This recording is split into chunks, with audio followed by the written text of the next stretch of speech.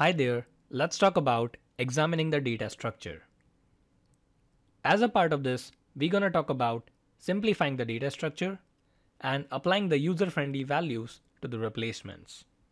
Talking about simplifying the data structure.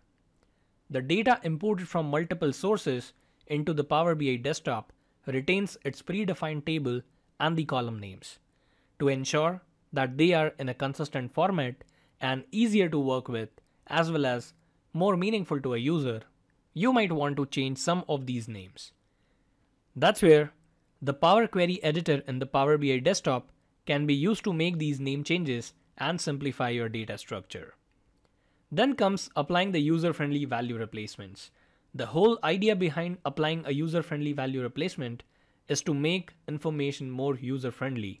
And that's where we have got different aspects of the user-friendly value replacements. Starting with renaming a query, where you can change the uncommon or unhelpful query names to names that are more obvious or that the user is more familiar with. Then we have replace values. The replace values feature in Power Query Editor helps you replace any value with another value in a selected column. Then we have got replacing the null values. Your data sources may contain null values. And lastly, we have got removing the duplicates.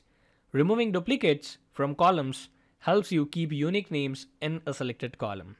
So that's about examining the data structure.